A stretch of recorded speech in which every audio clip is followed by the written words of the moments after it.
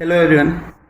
In last video we discussed about the parasexual reproduction type, जिसके अंदर हमने दो टाइप पढ़े थे. The first one the conjugation and the second one the transduction. ठीक है, और ये दोनों टाइप किसके थे? पैरासेक्सुअल रिप्रोडक्शन के टाइप थे, जिसको हम बोलते कि अर्लियर सेक्सुअल रिप्रोडक्शन बोलते हैं. इसमें जो दो जेनेटिक मटेरियल उनका मिक्सअप होते हैं, तो that's why it is also known as the meromixis. Parasexual reproduction also known as meromixis, क्योंकि इसके अंदर दो जेनेटिक मटेरियल का क्या हो रहा है? मिक्सिस हो रहा है, तो जिसकी वजह से वहां पर रिकम्बिनेशन होता है. तीन मेथड कौन कौन से थे? Conjugation, transduction, transformation. जिसमें से हम एक कॉन्जुगेशन का पार्ट पहले पढ़ चुके थे. दूसरा पार्ट हमने लास्ट वीडियो में पढ़ा था, जिसमें मैंने बोला था कि HFR हाई फ्रीक्वेंसी रिकम्बिनेशन की फॉर्मेशन होती है. जैसे ये कॉन्जुगेशन ब्रिज से जुड़ेगा, जिसमें द कॉन्जुगेशन ब्रिज जुड़ेगा, तो इसके अंदर रेप्लिकेशन करने की कैपेबिलिटी नियर अबाउट 1000 टाइम्स बढ़ जाती है. तो इसको हाई फ्रीक्वेंसी रिकम्बिनेशन बैक्टीरिया बोलते हैं. और तब ये प्लाज्मिड यहाँ पे जाएगा, तो अपने साथ में कुछ पार्ट पहले वाले बैक्टीरिया का भी लेके चला जाएगा, तो जिसकी वजह से यहाँ पर जेनेटिक मटेरियल ट्रांसफर हो गया था. तो F नेगेटिव में रही थी, लेकिन यहाँ पर पहले वाले बैक्टीरिया का न्यूक्लियोइड डीएनए मेन डीएनए चला गया था, तो ये फर्टाइल मेथड कहलाता है. ये हम पढ़ चुके थे. एक दूसरा मेथड हमने पढ़ा था, that is transduction phenomena. Transduction में हमने बोला था कि जो जेनेटिक मटेरियल है पहले बैक्टीरिया का, वो दूसरे बैक्टीरिया में चला जाता है bye the help of the bacteriophage.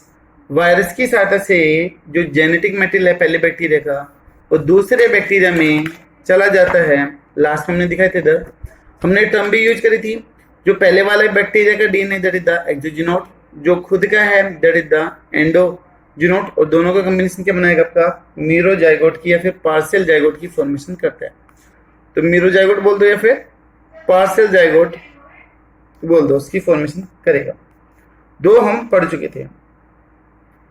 इसके अंदर जो कॉन्जुगेशन है that is also known as the sexduction process. ठीक है, जो कॉन्जुगेशन है उसको हम क्या बोलते हैं? सेक्सडक्शन बोलते हैं, क्योंकि वहां पर सेक्स चेंज हो जाता है. बट अगर ट्रांसडक्शन की बात करें तो इसमें सेक्स चेंज नहीं हो रहा है. तो this one is the non sexduction process, इसमें सेक्स चेंज नहीं होगा. तीन में से हम दो पढ़ चुके हैं. एक और रहता है हमारा दैट इज द ट्रांसफॉर्मेशन, जिसमें मैंने बोला था कि 12th की मोलिकुलर वाले चैप्टर में ये डिटेल से आपको पढ़ना है. 5 नंबर का क्वेश्चन यहाँ से बनता है. ठीक है, लेकिन फिर सोचा जाता है कि अगर 5 नंबर का तो एक बार 11th में भी पढ़ ले जाए, ताकि ये कॉन्सेप्ट आपका अच्छे से क्लियर हो जाए. पहले करवाने का मन नहीं था, लेकिन फिर सोचा कि अगर इतना जरूरी है तो बच्चों को करवाना चाहिए कि एटलीस्ट 5 नंबर का काम तो 11th से पक्का हो जाए. बोर्ड के क्लास है नेक्स्ट, तो अभी से ये चीज करवानी चाहिए. तो चलो मैं आपको थर्ड टाइप भी करवाता हूँ, that is third phenomena, that is the transformation. तो जो ट्रांसफॉर्मेशन फिनोमेना है that is perform by the Frederick Griffith. Griffith नाम के साइंटिस्ट ने इसको परफॉर्म किया था इन 1928. 1928 में पहली बार इन्होंने एविडेंस दिया था, फर्स्ट एविडेंस दिया था कि जो डीएनए है that is the genetic material. ठीक है, Griffith 1928 and firstly proved that DNA is the genetic material. Genetic material. ठीक है, तो इसको जेनेटिक ट्रांसफॉर्मेशन भी बोले, आल्सो नोन एज जेनेटिक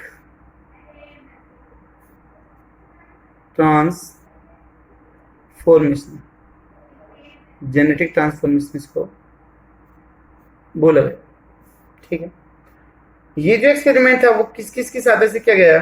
तो this experiment performed on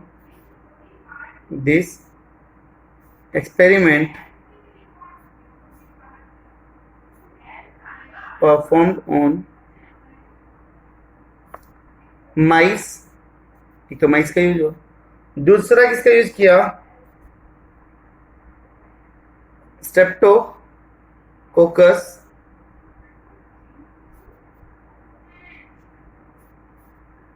pneumoniae.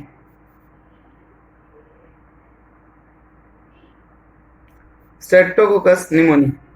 Genus का पहला अल्फाबेट कैपिटल और जेनिक यानी कि सॉरी स्पीसीज का कैसा आएगा, स्मॉल। तो साइंटिफिक नेम हो गया that is the Streptococcus pneumoniae. और आपको अगर डिप्लोकोकस निमोनी मिले तो भी सही होगा, ठीक है। डिप्लोकोकस निमोनी, ये दोनों बैक्टीरिया, दोनों स्ट्रेन ये क्या करते हैं, निमोनिया काज करने के लिए रेस्पॉन्सिबल है। कोज निमोनिया सुना होगा आपने, निमोनिया डिजीज। कई बार बोलते हैं कि छोटे बच्चों को निमोनिया हो गया। तो अगर सर्दी बढ़ जाए, इन्फेक्शन चेस्ट तक चला जाए, लंग्स तक चला जाए, तो उसको आप निमोनिया डिजीज बोलते हो। तो अफेक्ट लंग्स, कौन सा ऑर्गन अफेक्ट होगा, लंग्स। अगर सिस्टम की बात करेंगे तो सिस्टम आ जाएगा आपका रेस्पिरेटरी सिस्टम। रेस्पिरेटरी सिस्टम जो सांस लेने वाली है वो सिस्टम को अफेक्ट करेगा। अब ये जो बैक्टीरिया हैं डिप्लोकोकस निमोनी या फिर स्ट्रेप्टोकोकस निमोनी, इसमें इनके दो स्ट्रेन हैं, इनके दो टाइप है। तो दिस बैक्टीरियम है वो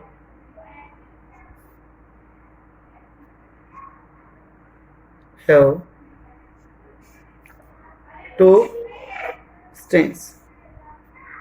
देखिए स्ट्रेन क्या होता है, जो मेंबर हो सेम स्पीसीज के बट उनकी वेरिएशन कैसी हो, अलग हो, उनके वेरिएंट कैसे हो, अलग हो, उसको आपके बोलते हो स्ट्रेन्स बोलते हो। तो स्ट्रेन की डेफिनेशन बोल सकते हैं हम मेंबर्स ऑफ सेम स्पीसीज, ठीक है, बट हैज वेरिएंट, लेकिन दोनों अलग अलग है, इनकी वेरिएंट है। अब इनके दो वेरिएंट कौन से हैं, यहां से भी क्वेश्चन निकलता है आपका नीट एग्जाम में इनकी स्ट्रेन के बेसिस पे। पहला है आर स्ट्रेन या फिर रफ स्ट्रेन। रफ है that is the A virulent या फिर नॉन पैथोजेनिक भी बोल सकते हैं। ए विरुलेंट, विरुलेंट होता है घातक, अगर खाली विरुलेंट होता है तो वो होता है घातक या फिर हानिकारक। ए बोला है तो मतलब ये नुकसान नहीं करेगा। और also known as the non pathogenic, non pathogenic, ठीक है। और इसका कौन सा टाइप लिया था, सेकंड टाइप लिया था, आर सेकंड, ठीक है।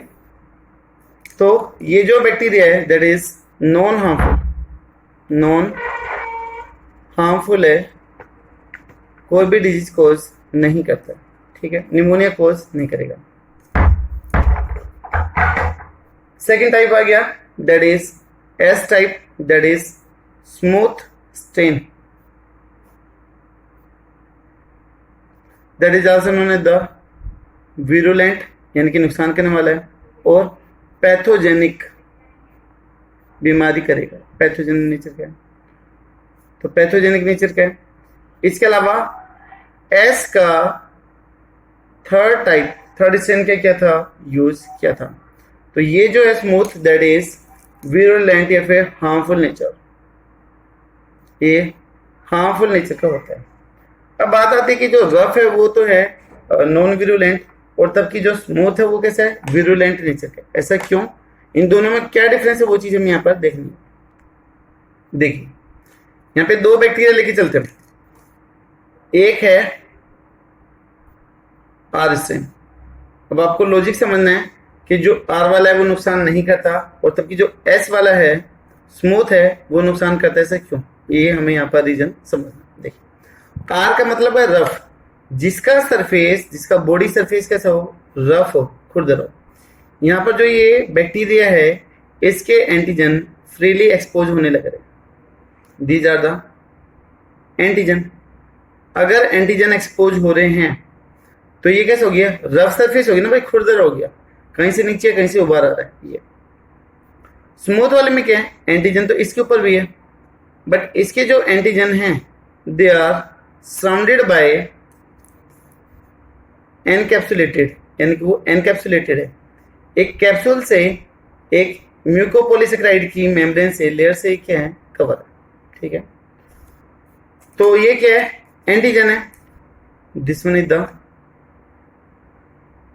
एंटीजन, बट वो एंटीजन है, they are the covered by the help of the mucopolysaccharide, ठीक है, या फिर म्यूकस मेम्ब्रेन से कवर्ड, ठीक है, या फिर आप बोल सकते हो कि एनकैप्सुलेटेड है, एनकैप्सुलेटेड है यानी कि कैप्सूल है वहां पर।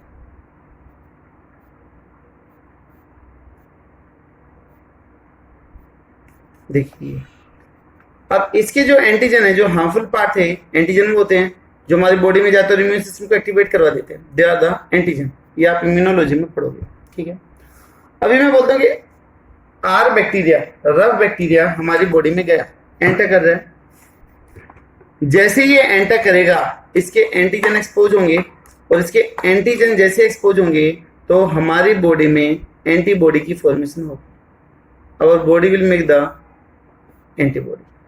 ऐसी ये चीज क्या बन गई, दीज आर द एंटीबॉडी। तो ये एंटीबॉडी बनी है, ए भी लिख दो एंटीबॉडी के लिए। तो ये जो एंटीबॉडी हैं दे विल किल और कंट्रोल द आर स्ट्रेन। भाई जैसे ही एंटीजन हमारी बॉडी में एक्सपोज होगा तो हमारा इम्यून सिस्टम क्या होगा, एक्टिवेट होगा, और ये जो एंटीबॉडी है वो इस एंटीजन को या फिर इस बैक्टीरिया को किल कर देगी, ठीक है। अब यहाँ पर देखिए, बैक्टीरिया स्मूथ वाला अगर हमारी बॉडी में एंटर करे तो क्या इसके एंटीजन एक्सपोज होंगे, नहीं होंगे। अगर नहीं होंगे तो यहाँ पर जो एंटीबॉडी है उसकी फॉर्मेशन नहीं होगी, जो एंटीबॉडी थी वो यहाँ पर नहीं बनेगी। क्यों नहीं बनेगी, क्योंकि एंटीजन एक्सपोज ही नहीं हो रहे। क्यों एक्सपोज नहीं हो रहे, क्योंकि जो म्यूकस मेम्ब्रेन है वो इसको कवर कर दिया, एंटीजन को कवर कर दिया, जिसकी वजह से ये हार्म करेगा। अगर ये हमारी बॉडी में रहेगा तो पहचान भी नहीं आएगा, एंटीबॉडी नहीं बनेगी, नंबर लगातार बढ़ते हुए जाएंगे।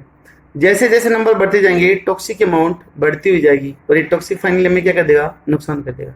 रफ पहचान में जाएगा तो इसकी डेथ हो जाएगी, डेथ हो जाएगी तो टॉक्सिक नहीं बनेगा तो ये नुकसान नहीं करेगा। आई थिंक शायद रीजन क्लियर होगा, लेकिन फिर भी मैं लिख देता हूं।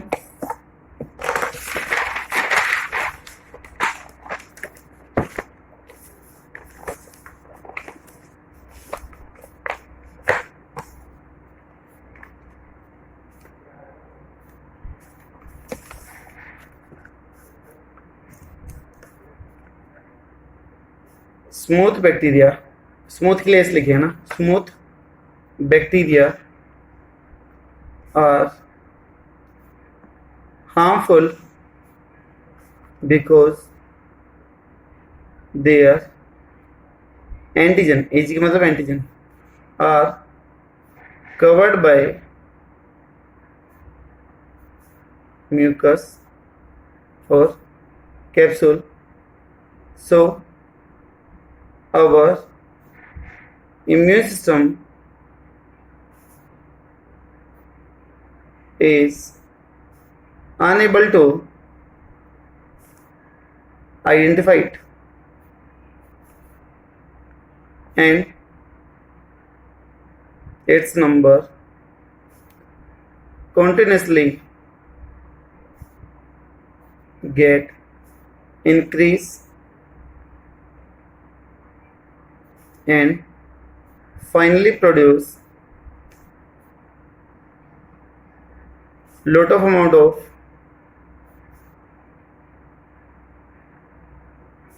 toxin which cause death of an organism, जो किसी भी ऑर्गेनिज्म की डेथ के लिए क्या होगा, रेस्पॉन्सिबल होगा।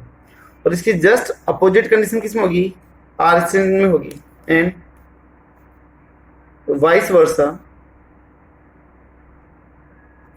इन आर स्ट्रेन, ठीक है।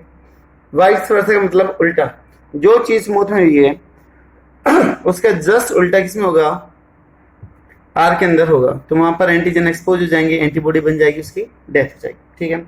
स्ट्रेन भी ध्यान रखना, आर का कौन सा था, सेकंड टाइप, और स्मूथ का कौन सा था, थर्ड टाइप, ये भी एग्जाम में पूछे जाते हैं।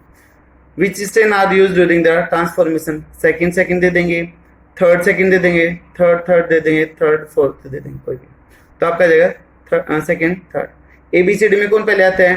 पी क्यू आर एस, तो आर आता है, और आर के बाद में क्या आएगा? एस। तो पहले आर, तो काउंटिंग में भी पहले आता है 2 3 4, तो 2, तो जो पहले आ रहा है उसके लिए 2, जो बाद में आ रहा है उसके लिए 3। ठीक है, तो ऐसा आप याद कर लोगे। अब ये एक्सपेरिमेंट क्या था वो चीज यहाँ पर देख लेते हैं। तो ग्रिफिथ ने क्या किया कि माइस लिया,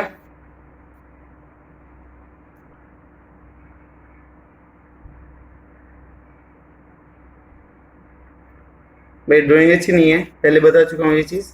अभी कॉन्सेप्ट पे आ जाते हैं, है ना, डायग्राम पे मत जाना, सिर्फ कॉन्सेप्ट पे आता हूँ। ये है माइस।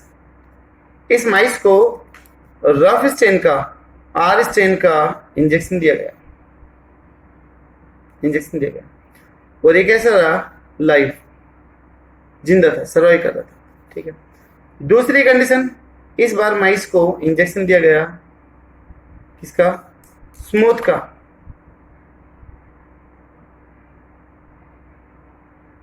ठीक है, तो जैसे ही स्मूथ का इंजेक्शन दिया, तभी हमने पढ़ा था कि स्मूथ वाला कैसा है?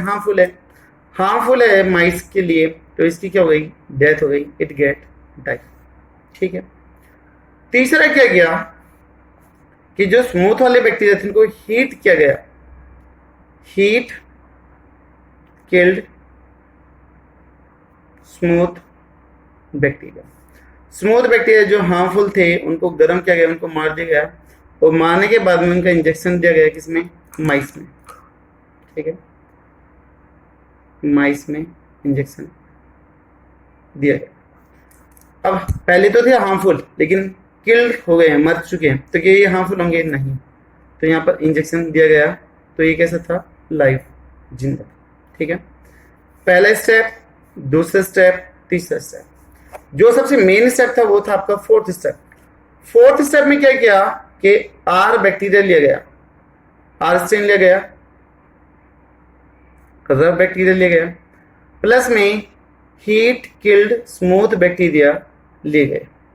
यानी कि एक तरीके से जो फर्स्ट वाला स्टेप था उसको, और जो थर्ड वाला स्टेप था उसको, दोनों को कंबाइन कर दिया गया। भाई पहले में रफ स्ट्रेन लिया था, तीसरे में हीट किल्ड लिया था, और चौथे में दोनों को कम्बिनेशन लिया, तो मतलब पहले और तीसरे स्टेप को क्या कर दिया? कंबाइन कर दिया गया। ठीक है, और इन दोनों को कंबाइन करके अभी फिर से इंजेक्शन लगाया गया, किसमें? माइस में। माइस अलग अलग लेते जा रहे हैं हर बार, ये नहीं कि एक माइस है वो जिंदा है मर है ना, हर बार हर एक स्टेप में न्यू माइस का यूज करने लगे। ठीक है, फिर से एक माइस लिया,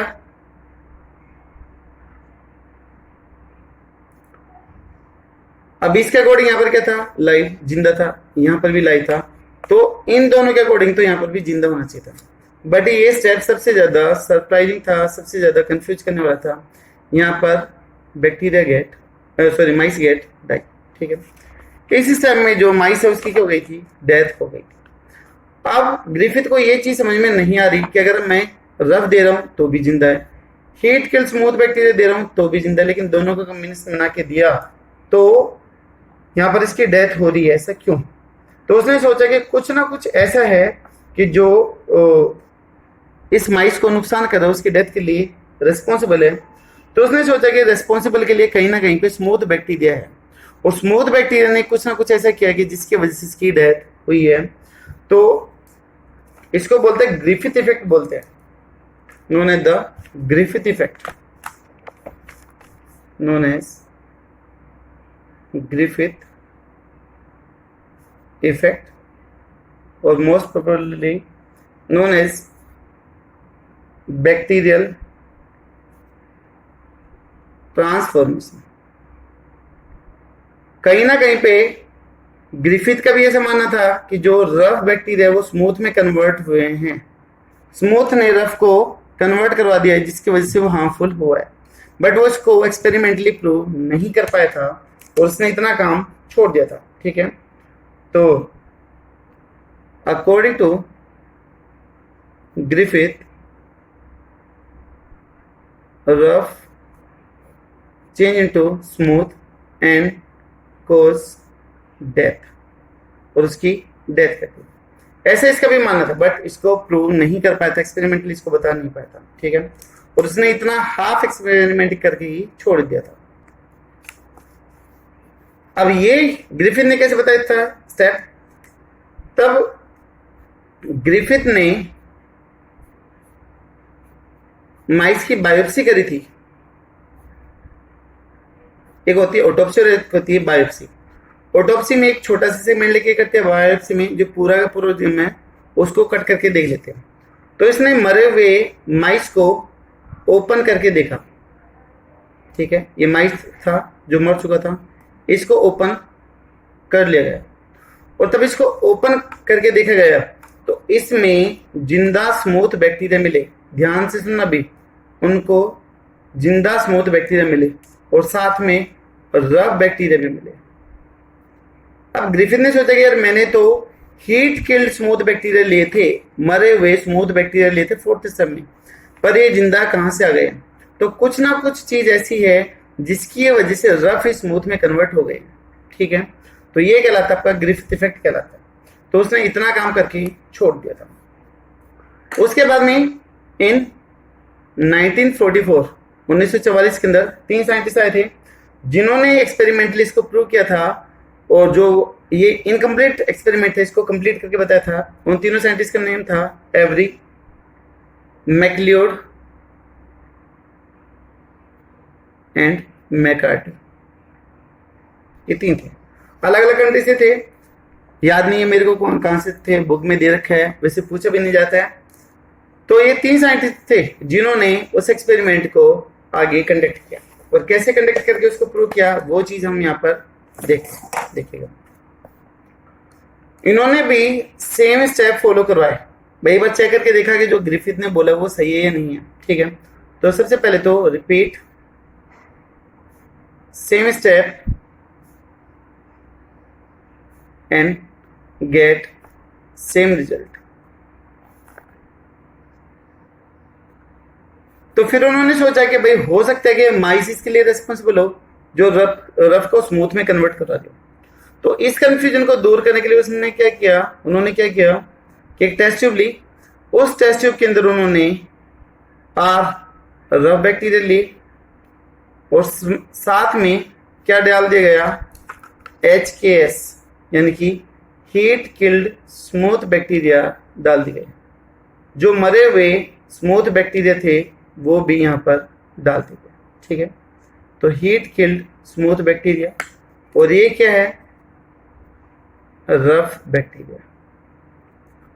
थोड़ी सी देर में, कुछ घंटों के बाद में इन्होंने ऑब्जर्व करना स्टार्ट करा कि जो टेस्ट ट्यूब है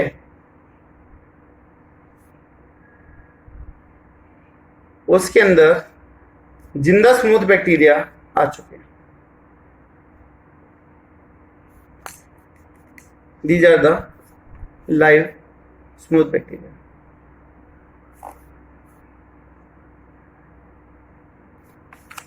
और कुछ बैक्टीरिया भी कैसे थे, रफ ही थे,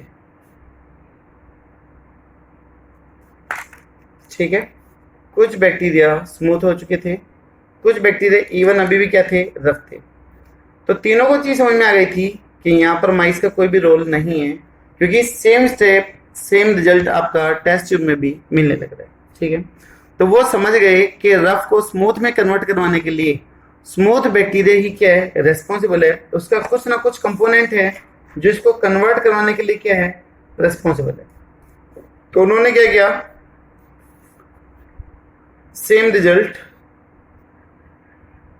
इन test tube mean there was no role of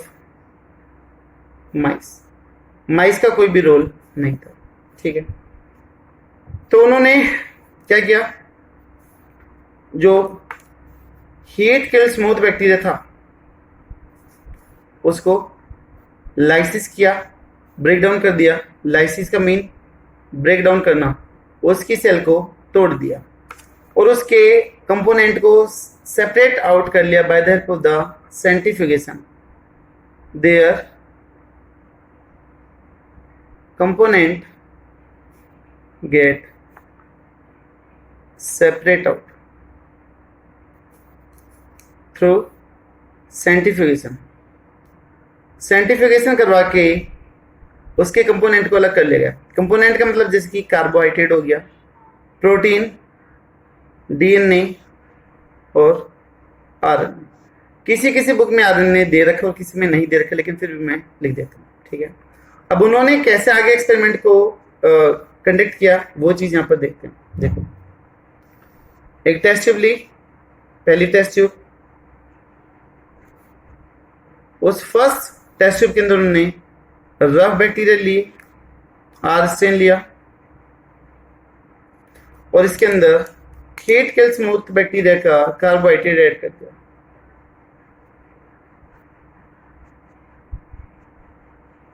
HKS heat kill smooth bacteria का कार्बोहाइड्रेट उसमें ऐड कर दिया, ठीक है, ऐसे लिख देता हूं। लेकिन यहां पर कोई भी चेंज नहीं हुआ। जो रफ थे वो अभी भी किस में थे? रफ में थे। No change. रफ किस में थे? रफ में। तो मीन यहां पर क्या है? नो चेंज, कोई भी चेंज नहीं आया, नो चेंज। रफ अभी भी रफ में। दूसरा स्टेप क्या गया? सेकंड स्टेप, जिसमें टेस्ट ट्यूब ली गई सेकंड, उसमें फिर से रफ बैक्टीरिया आर स्ट्रेन ली गई और इस बार बाहर से प्रोटीन को ऐड किया गया, प्रोटीन ऐड करी गई। ऐसी प्रोटीन बना देता हूं छोटे छोटे डॉट्स। तो प्रोटीन ऐड करी गई। इस बार भी रफ में थे, कोई भी चेंज नहीं हुआ था, ठीक है, नो चेंज। तो मतलब यहां पर प्रोटीन का भी कोई रोल नहीं था। तीसरे स्टेप में कुछ बुक में जिनमें दे रखे हैं उनके अकॉर्डिंग टेस्ट ट्यूब ली गई, वहां पर आर स्ट्रेन बैक्टीरिया ले गए और उसके अंदर आरएनए को ऐड किया गया, आरएनए ऐड किया। आरएनए ऐड करने के बावजूद भी यहां पर कोई चेंज नहीं हुआ, आर के अंदर ही था, नो चेंज, ठीक है। अभी जो लास्ट स्टेप आया वो ये था कि यहां पर एक टेस्ट ट्यूब ली गई, उसके अंदर आर स्ट्रेन बैक्टीरिया ऐड करे गए और बाहर से डीएनए को ऐड किया गया। जितने भी कंपोनेंट है सारे सारे हीट किल स्मूथ बैक्टीरिया के, और यहां पर डीएनए ऐड कर दिया गया, ठीक है। इस बार देखा कि जैसे डीएनए ऐड किया तो डीएनए ऐड करने के बाद में जो आर वाले थे वो किस में कन्वर्ट हो गए? स्मूथ में कन्वर्ट हो गए। गेट चेंज हो गए। अगर चेंज हुए तो इसका मतलब डीएनए ही रफ को स्मूथ में कन्वर्ट करवाने के लिए रिस्पॉन्सिबल है। तो जो आर थे उनमें से कुछ किसके अंदर कन्वर्ट हो गए? स्मूथ के अंदर कन्वर्ट होना स्टार्ट हो गए। कुछ हुए, 100% नहीं हुए। लेकिन इस स्टेप को एक बार फिर से रिकन्फर्म करना था। जैसे मान लो रिजल्ट आए नीट एग्जाम का और आपका फ्रेंड आपको कॉल करके बोलेगा यार तूने नीट में टॉप किया है, तेरा फर्स्ट रैंक आया है, क्या आप बिलीव करोगे? नहीं करोगे। आप अपने पेरेंट्स को बोलोगे पापा एक बार रिजल्ट देखे हो, ऐसा ऐसा फोन आया, क्योंकि आपको विश्वास नहीं हो रहा है। तो आपने उसको रिकन्फर्म करना चाहा, तो एक बार इन्होंने भी ऐसे इसको रिकन्फर्म करना चाहा। तो इन्होंने क्या किया कि एक टेस्ट ट्यूब ली, उस टेस्ट ट्यूब के अंदर इन्होंने रफ स्ट्रेन बैक्टीरिया लिए, बाहर से इन्होंने heat killed smooth bacteria plus में इसका डीएनए था, DNA of heat killed smooth bacteria plus में डीएनए एंजाइम को डाला गया। देखिए डीएनए का काम क्या है? डीएनए को डाइजेस्ट करने का है। तो इस बार जो डीएनए था वो टूट चुका था, यानी कि इनएक्टिव हो चुका था। जो पहला वाला डीएनए था वो कैसा था? फंक्शनल। इस बार कैसे हो चुका है? इनएक्टिव। तो इनएक्टिव डीएनए। तो इस बार कोई भी चेंज नहीं हुआ। रफ बैक्टीरिया किस में रहे? रफ के अंदर ही रहे, नो चेंज। तो इनको ये चीज समझ में आ गई कि अगर डीएनए नॉर्मल है तो चेंज हो रहा है, नहीं तो नहीं होगा।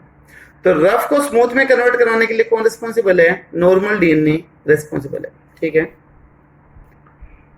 तो to convert the R into S normal या फिर फंक्शनल डीएनए इज रेस्पॉन्सिबल। तब आपके पापा ने भी आके बोला कि हाँ इस बार तो आपने गजब कर दिया, आपने नीट में फर्स्ट रैंक ले ली, बिल्कुल सही कह रहा था आपका दोस्त, तो आपको विश्वास हो जाएगा। तो ये जो कंफर्मेशन था इसने विश्वास दिला दिया कि हाँ ये चीज सही है, ठीक है। अभी सारे के सारे बैक्टीरिया कन्वर्ट नहीं हुए थे, कुछ ही बैक्टीरिया कन्वर्ट हुए थे रफ के स्मूथ में। Only few rough bacteria get change into S, not all R bacteria. यानी कि सारे के सारे कन्वर्ट नहीं हुए थे, सिर्फ वही कन्वर्ट हुए थे जो R बैक्टीरिया कैसे थे, कंपिटेंट नेचर के थे। ओनली कंपिटेंट, इंपॉर्टेंट पॉइंट है ये काफी, कंपिटेंट सेल या फिर R bacteria get change. Competent cells वो होती है जो अपने सराउंडिंग से डीएनए को इजीली अपटेक कर ले, ठीक है। दो cells which can easily uptake the DNA from surrounding, जो सराउंडिंग से डीएनए को इजीली अपटेक कर ले उसको कंपिटेंट बोलते हैं। तो जो कंपिटेंट सेल्स थी, जो कंपिटेंट नेचर की थी, तो वो तो चेंज हो गई, और जिसके अंदर कंपिटेंट नेचर नहीं था वो चेंज नहीं हो पाई थी, ठीक है। तो दोस्तों ये था आपका ट्रांसफॉर्मेशन। इसका एक छोटा सा पॉइंट और बचता है कि ऐसा क्या चीज गई थी कि आर एस में कन्वर्ट हो गई थी, तो वो नेक्स्ट वीडियो में करवाता हूँ, क्योंकि मेरे फोन में 32 से 33 मिनट का वीडियो बनता है, उससे ज्यादा का नहीं बनता है। तो वो नेक्स्ट वीडियो के अंदर डील करते हैं। नेक्स्ट वीडियो में यू बैक्टीरिया के इंपॉर्टेंस और बेनिफिट भी देखते हैं, ठीक है। फिर उसके बाद में यू बैक्टीरिया कंप्लीट, फिर एक्स्ट्रा पॉइंट देखते हैं। आई होप शायद क्लियर होगा। Thank you so much. जो भी आपके व्यूज हों प्लीज जरूर शेयर कीजिए।